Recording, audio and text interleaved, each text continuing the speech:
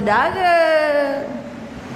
Kalau tidak huru hara, sebab cerita buruk orang tak semak buruk sendiri. Maka kekuatan pertama, nak pakai je tudung ya Allah, bukan lindung rambut, lindung otak. Jangan fikir banyak sangat dunia. Ingat, aku nak dijemput, aku nak berangkat, lap rumah, renovate rumah, cat rumah, buat lansir rumah. Ingat tak lansir rumah kita besok? Ada lansir ke tak? Ada aircon ke tak? Ada kipas ke tak ada? Ya Allah, betul ke tidak? 6 kali 3 kaki sahaja. Maka kalau ada rumah bayar bersahabat Dewan, jangan sombong.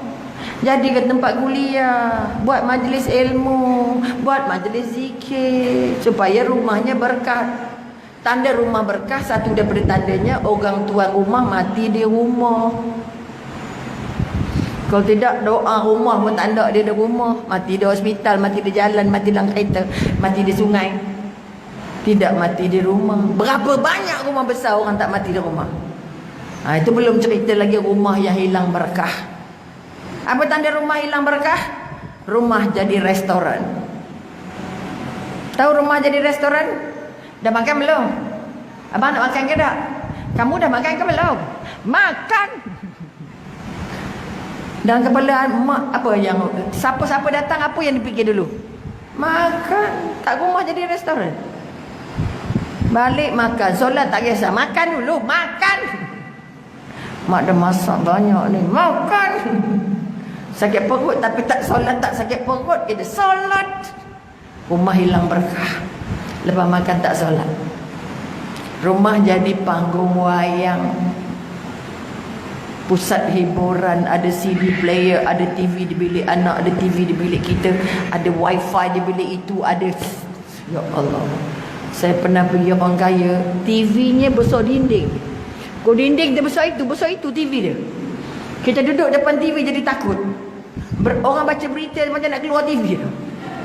Ya Allah, aku jangan sampaikan lagi aku ke rumah ini. Ya Allah, aku takut. Itu bilik karaoke, itu bilik main bola tonjol, itu bilik games, itu bilik kanak-kanak. Hebat rumahnya. Tapi tengok TV-nya saya dah takut. Oh miskin, mana pernah tengok TV sampai sebesar dinding. Lantainya ada kaca, ada air mengalir. Ini macam Nabi Sulaiman. Aku ni jadi puteri Balkis, ni bodoh sangat. Contoh. Maka kekuatan rumah jangan jadi restoran, rumah jangan jadi hotel. Anak balik mandi makan pung, anak balik suami mandi makan pung. Tak sempat duduk rehat di rumah. Cushion baru je sampai ke sudah. Sebab tak ada siapa-siapa duduk. Itu namanya rumah jadi hotel. Kalau di mana-mana ada TV, di mana-mana ada game, di mana-mana ada macam-macam, bermakna rumah kita jadi pusat hiburan. Mana mungkin dapat berkah.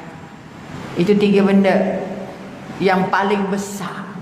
Tapi rumah hilang berkah bila yang masuk dalam rumahnya tak gembira. Ni balikkan apa perkataan yang keluar dulu. Pergi sana, ibu penat. Faham? Jangan bising, ibu nak masak. Faham? Muka kedengan orang. Balik rumah. Tu rumah hilang berkah. Yang masuk iblis.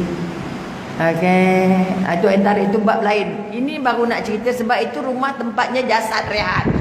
Tapi kalau roh tak rehat macam mana? Maknanya di rumah tidak ada tenteram, di rumah tidak ada keselamatan, di rumah tidak ada perlindungan. Aurat anak potong-panting. Kita duduk rumah pakai apa? Tak apa rumah kita. Tahu ke tidak? Pakai slip, macam-macam. Ada mak dengan anak dah pakai short sama-sama. Itu contoh je dan saya lah. Bukan nak bagi nyiasat, nak bagi benda. Dia berdiri kat tingkap. Tingkap tak ada tu, tak boleh huluh. Saya kata apa? Kesini hala ke pintu ni. Pasal apa pakai short? Itu mak dia. Anak semua dah debab dah lebih besar dari mak. Pakai short biasa. Rumah pakai singlet biasa. Saya baru dapat anak satu kes dari Kelana Jahit. Saya dah penat nak cakap doktor. Anak saya pakai bra, pakai spender duduk rumah. Umur dah 29 tahun. Bayangkan macam mana. Kena tegur, kena tegur, kena tegur, kena tegur. Lari dari rumah. Saya kata elok lari sebab awak akan jadi senang hati. Kalau tidak awak duduk dengan iblis. Kat anak yang sudah balik itu bukan tugas kamu lagi. Jangan nangis, jangan sedih. Ngaji je. Supaya setan-setan tu hilang. Pakai baju dalam, pakai seluar dalam. Duduk rumah. Rumah kita suka kita lah. Ni siapa lagi rumah kita suka kita? Pakai suka-suka. Jangan main-main. Kerana rumah itu syurga. Baiti nanti. Maka jasad yang tidak tenteram di rumah yang tidak ada barakah, mana jumpa namanya bahagia. Nak bergaduh, nak bergaduh, nak marah, nak marah, nak bergaduh, nak bergaduh. Rumah dah besar dah. Ada satu rumahnya kaca semua. Tingkap tak tahu mana satu. Pintu tingkap, pintu dinding sama. Lalu waktu malam apa jadi?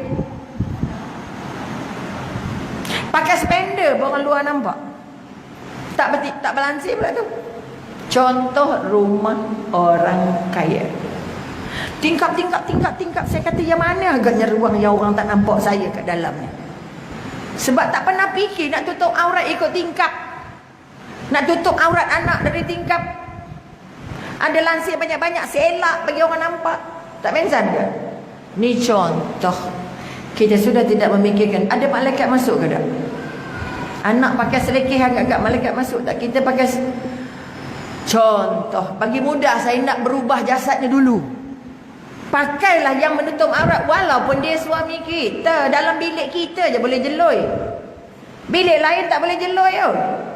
Sebab itu anak ketuk pintu nak masuk bilik kita. Anak pun tak boleh. Suami pakai di rumah belengging, tak pakai baju. Apa? Nampak tak? Sebab tak ada sistem nak menjadikan rumah itu berkah. Bila anak tak, mak ayah tak berbaju, anak apa? Susah cerita lagi. Sebab itu berlaku rogol anak dengan mak, anak dengan ayah, anak dengan pakcik, anak dengan uncle, anak saudara dengan mak saudara. Sebab auratnya terjual. Maka kalau Ibnu Katsir kata rumah itu tempat berlindung. Nak lindung apa? Nak lindung apa? Lindung dari panas dan hujan. Cukup begitu saja. Lindung dari maruah keluarga dan kita keluar. Lindung dari rahsia-rahsia dalam rumah yang orang nampak. Kita pula buka tayang kat orang rumah. Ini bilik mandi, ini bilik tidur, ini bilik itu, ini bilik ini. Maka jasad ini sudah tidak lagi tenteram. Bila rumah tidak tenteram, nak dapat perasaan tenteram, jiwa yang bersih tak ada dah. Ini permulaan. Mungkin ada siri kedua untuk kita jumpa tajuk. Sebab tajuk ni tak boleh nak usik dulu kalau tak sampai dulu peringkatnya. Aku hamba Allah. Kau saya tanya puan lah. Boleh tanya. Orang belakang lah pula. Nampak sungguh-sungguh, betul? Ui takut pula tu. Semua kita akan ditanya, weh. Betul ke tidak? Sebab itu praktis atas tanahnya seronok-seronok ditanya. Sebab bawah tanah garanti ditanya 11.42. Boleh ditanya puan? Boleh ke? Macam tak gembira je. Macam lama sangat tak senyum. Ini contoh lama tak gelap. Ataupun sikit gelap, sikit senyum. Masa kecil siapa garang? Mak garang ke ayah garang? Dua-dua. Dua-dua. Tu dapat muka tu.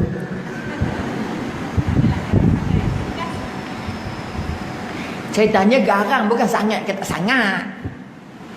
Wajah anda menggambarkan cara didikan masa kecil. Itu untung jadi psikologis. Boleh baca di sebalik muka anda. Bukan sombong, bukan riak, bukan ujub. Sebab itu jangan bohong. Sebab ini tak nampak. Ini tanda anda banyak diam. Orang banyak ketawa, ininya jelas sangat. Itu salah satu tanda fizikal. Kita kan dia ikut exercise kan. Macam orang berat badan dia, kenapa boleh timbul tu? Praktis, betul tak? Tengok mukanya, mana yang orang gelak. Dia minta maaf puan, bukan tegur pilihan Allah. Ramai-ramai orang nampak muka anda, betul? Siapa orang yang paling anda sayang di dunia ni? Kuat sikit bagi nak bagi dengar. Yang bagi mikrofon tu yang nanti orang depan kata, orang depan je tanya, orang belakang lah pula. Okey, secara ikhlas sebab kita ada lagi sikit, waktunya dah habis sebenarnya. Okey. Siapa orang yang paling anda sayang di dunia ni? Jangan lama sangat-sangat mendoa. Itu tandanya bohong. Kalau anda disoal, kalau kita tanya anak 3 saat dia tak jawab, bermakna jawapan itu bohong. Kalau di mahkamah, hakim yang kata apa? Saksi diragukan. Pukul 10 malam anda di mana? 10 malam ya. Hakim yang kata diragukan. Itu sebab satu kes saksinya ada ratus-ratus. Sebab nak cari saksi yang genuine. Okay, sebab kalau kita belajar bahasa tubuh, tengok orang tu kita tahu dah sikit isi perut macam mana. Okey Puan, dah jawab, boleh dapat jawapan dah? Suami saya. Okey. Ada lain daripada itu? Paling sayang suami saya. Bermakna kalau suaminya meninggal, dia lesasau dulu. Boleh nampak? Oleh kerana masa tak banyak, saya suka menyoal supaya keyakinan kita terus. Terima kasih banyak. Jujur dia. Okay? Maka dari jawapan itu, mari kita bayangkan bersama kita dalam dewan ini ada junjungan besar Nabi Muhammad sallallahu alaihi wasallam turut serta dalam dewan ini. Adakah jawapan sahabat kita tadi membuat Rasulullah gembira atau membuat Rasulullah sedih? Macam mana tadi mengaku hamba Allah,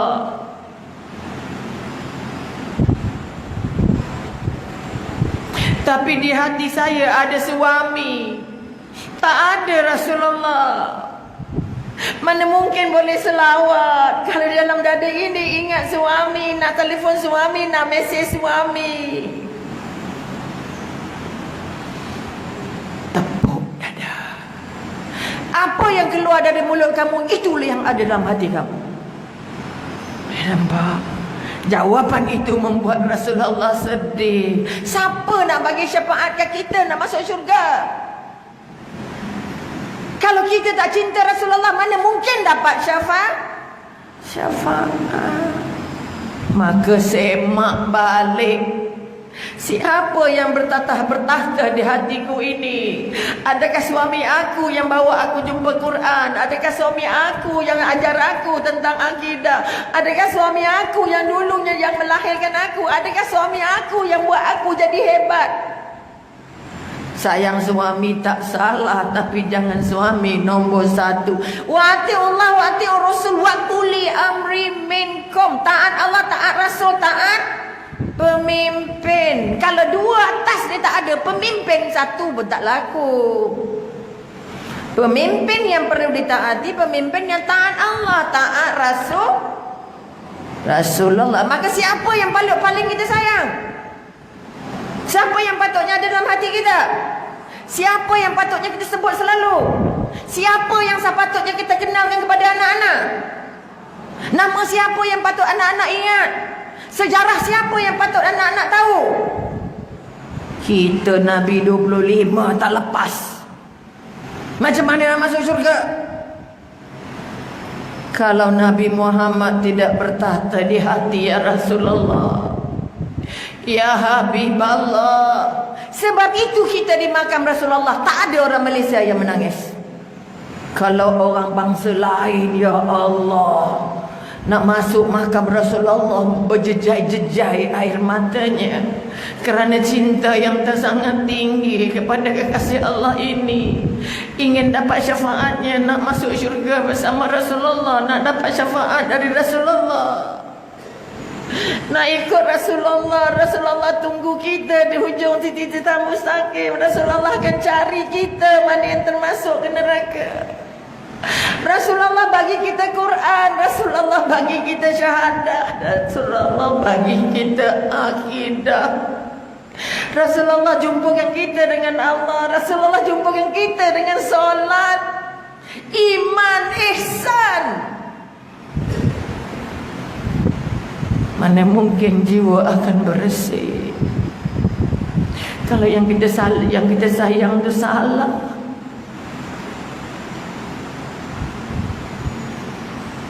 Maka sekali lagi, mari kita betulkan balik. Siapa aku sebenarnya? Kamu dari air yang hina, kamu dari tanah. Kalau air dari botol dia jadi botol, kalau dia masuk gelas jadi gelas, kalau dia masuk besen jadi besen. Betul atau tidak? Dia ikut bekas. Kenapa anak kita tak nak ikut kita? Sebab kita tak jumpakan dia dengan Allah dan Rasulullah. Sebelum dia jumpa segala WhatsApp, Facebook dan friend-friend yang ada. Maka hari ini jadilah hari terakhir untuk kita mencintai siapa-siapa pun. Kerana kalau bukan cinta Allah dan Rasulullah, tunggulah azab aku. Kalau anak kamu, keluarga kamu, perniagaan kamu, perdagangan kamu, duit kamu, segala benda lain yang kamu cinta melebihi cinta aku dan cinta kepada kekasihku, tunggu. Nampak? Siapa yang kita patut rindu? Ini prinsip sayang. Orang syahadah nak masuk Islam, betul tidak? Rukun Islam dulu, kaitkan dengan rukun iman, kaitkan dengan ihsan, baru jadi. Maka sekali lagi saya mohon taubat dengan Allah. Dalam kepala aku, dalam otak aku, dalam hidup aku hanya layan suami aku. Aku hanya sayang suami aku, jangan main-main. Kalau belum jumpa apa yang namanya kekasih Allah, sirah kekasih Allah, cintalah ahli bait Rasulullah, sahabat. Sebab itu Syiah senang-senang bohong kita. Kita kata Abu Bakar As-Siddiq radhiyallahu anhu, dia boleh kata Abu Bakar As-Siddiq laknatullah. Tak gila ke? Tapi kita tak belajar, akhirnya tertipu. Maka sekali lagi dengan waktu yang ada, saya mohon maaf banyak-banyak. Bunyinya macam kasar, tapi itulah proses. Siapa kita? Hamba Allah dan pengikut Rasulullah. Kalau kita mengatakan Allah dan Rasulullah, aku nak sejujur Rasulullah, aku nak seikhlas Rasulullah, aku nak sebaik Rasulullah, aku nak serajin Rasulullah, aku nak amanah macam Rasulullah. Kalau ini diangkat, insya Allah taubatnya diterima.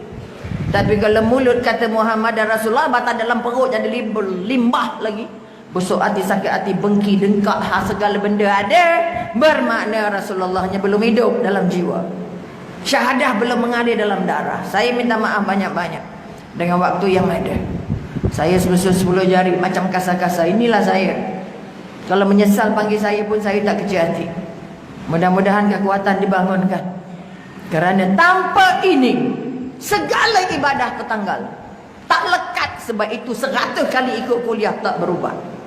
Kerana hubungan kita dengan Allah, dengan Rasulullah belum ketat. Hubungan kita dengan jasad kita. Cinta, kamu nak cinta Allah, kena cinta ini. Kerana tanda-tanda keagungan Allah ada dalam diri kamu. Dari air jadi darah, dari daging, dari tulang, mana datang semua ni? Kita tak pernah fikir. Sebab itu fikirkan kejadian kamu, kamu akan merasa hebatnya Allah. Rasa hebat Allah saja boleh jadi sebab kamu dapat ampunan. Boleh? Bukan ibadah kita, bukan solat kita, bukan haji kita, bukan umrah kita yang menjadi sebab Allah ambil kita masuk syurga. Tapi bagaimana hati kamu dengan Allah, dan bagaimana perbuatan kamu dengan Allah, amalan kamu dengan Allah dan kekasihnya Rasulullah sallallahu alaihi wasallam. Jadi sampai di sini dulu. Terima kasih banyak. Auzubillahi minasyaitonir rajim. Bismillahirrahmanirrahim. Alhamdulillahirabbil alamin hamdan yuwafi'u ni'amahu yukafi'u mazidah. Ya Rabbana lakal hamdu kama yanbaghi li jalali wajhika wa azimi sultanik. Ya Allah ya Tuhan kami,